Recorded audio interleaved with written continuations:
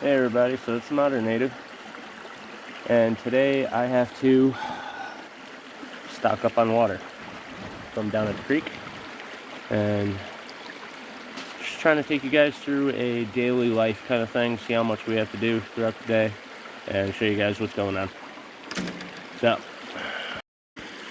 got all my jugs of water, well, all my jugs to fill with water.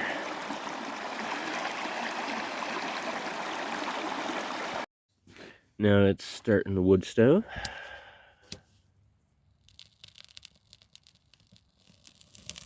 So Mrs. Native can be warm, because I have to go down to town.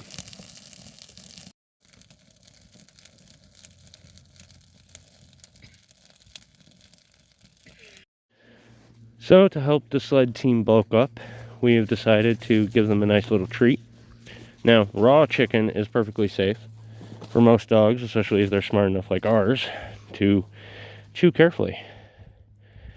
So putting this out of your reach,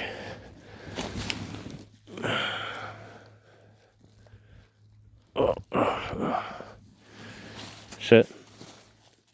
There's my good boy. Bone, bone, you feel it? Okay. That's my good boy. Mm-hmm. Go ahead. Yes, yes, I'm giving you your brothers now too.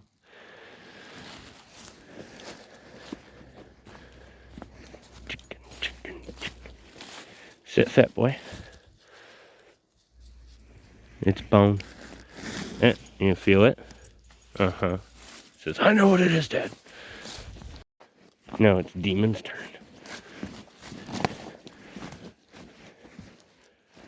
Hey, there's bone in that. Okay, you got it. Go ahead, handsome. Go ahead, it's my good boy. So one of the biggest problems we have to keep an eye on is these little holes like to build up with creosote really fast.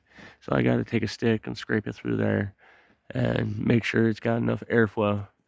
Even if one of these lines or part of another one is blocked, it'll actually make it smoke inside a lot.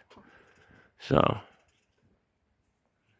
that's something we got to pay attention to all the time and do on a regular basis.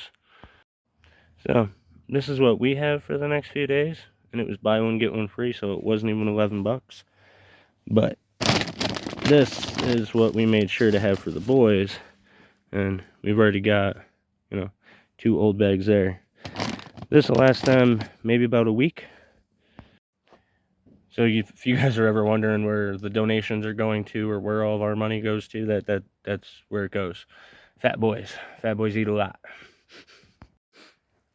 So problem 6001 that we have to deal with is the land manager just stopped by, and he's the one that runs the logging and stuff like that, supervises the harvests. But he, asked us the standard questions the rangers usually do: how long we've been here, this, that, and the other, yada, yada. And I told him the whole thing, told him everything. And so now he's going to talk to the ranger to let him know where we are so he can keep an eye on us, of course, because, we don't have any more issues. We just need, supervision and a babysitter the whole time, and he just needs to, come out here every 3 days to check on us. Because on state land, you have to move every 3 nights because he doesn't want to write us a permit. So he doesn't want to write us a permit. There's no reason for him not to, but he just doesn't want to, apparently. And the way he interprets the law is it's 3 nights for an area, not 3 nights per campsite, because that's how every other ranger has put it.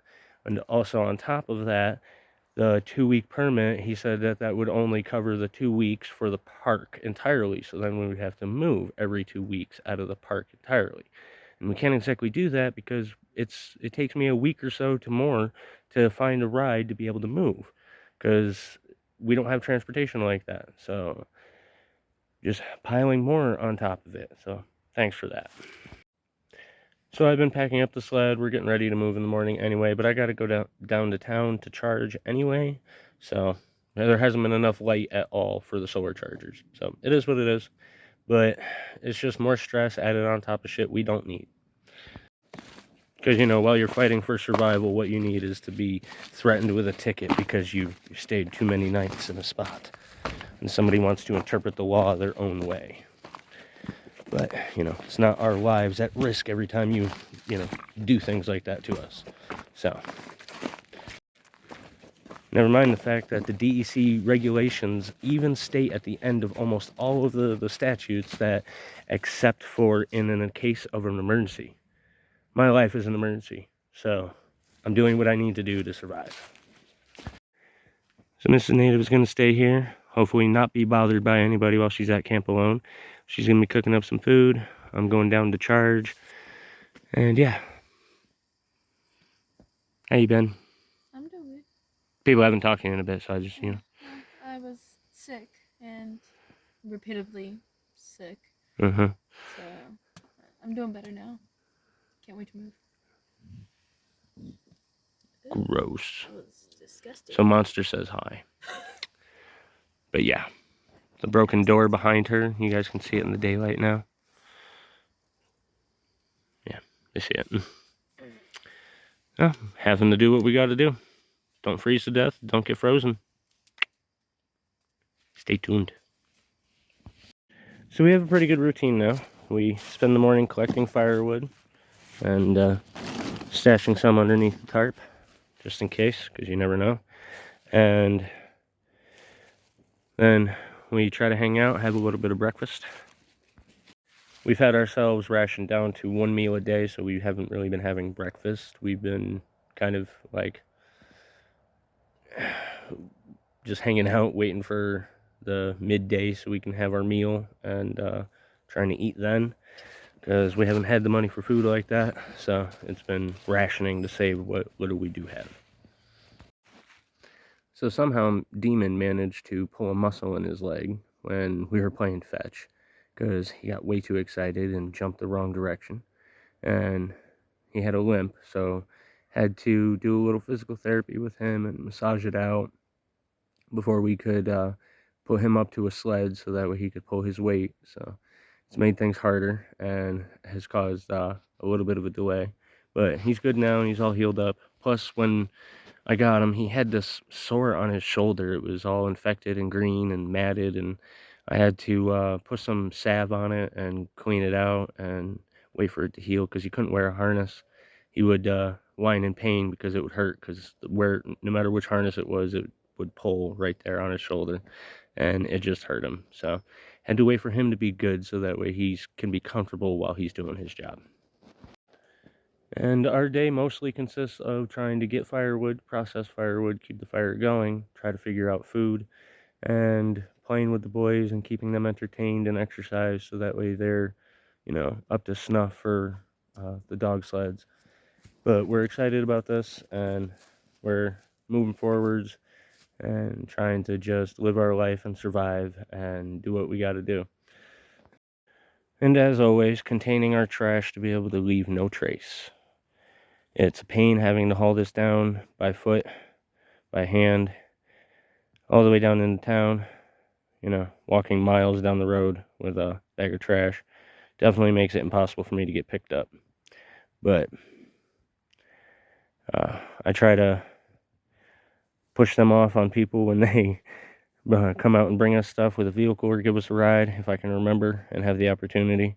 I try to get people to take it out for us, but otherwise I gotta haul it out. So when I go down into town to charge, I try to go to the stores when I can, but if I have all of my electronics in the bag, it's, you guys know the big block, the big solar block that's got the solar panel, the multiple portable chargers that we have. I gotta lay it all out one day and show you guys, but it is a ton of stuff. It's like 20 some pounds in just lithium batteries. So it is really heavy, and I can't really get a ton of stuff because I don't have enough room in my bag. So I've got to kind of like go down to town, charge up the stuff, come back, and then on another day be able to go down to town to be able to get food.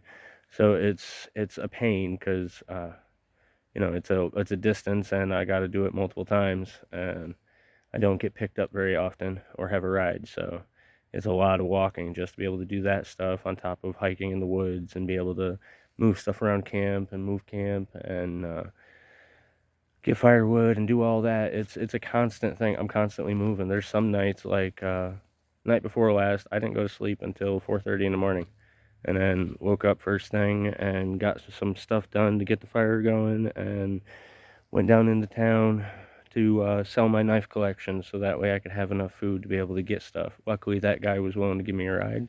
Awesome dude. Thank you, Hunter. And I was able to get the stuff I needed and come back easier, and that was just a really nice way to do it. I didn't have to walk down, walk back. I didn't have to walk in between the stores, and I didn't have to carry the bag of dog food on my back, because I'll balance it across my book bag, and it is a long walk doing that. But most days it's just kind of a non-stop, getting firewood, doing stuff, packing up, moving camp. Having to move every 3 days is a pain, and it's hard, stressful, but we don't have a better option as far as property that we can stay on. I'm trying to find somebody with some chunk of private property up here in upstate New York, hopefully local, so that way we can set up a bushcraft cabin temporarily for the winter, for the rest of winter, whenever it starts. It's freaking January and there's still no snow. But thanks for tuning in and being here, guys. Thanks for hanging out. Appreciate you. If you're interested in getting involved in the channel, you can check out the description. There's a lot of ways you can get involved and support the channel and represent the natives. So check that description out, and thank you, guys. Mrs. Native's cooking up a quick snack for me before I go into town, so she can eat while I'm walking, but I can have a chicken leg to munch on.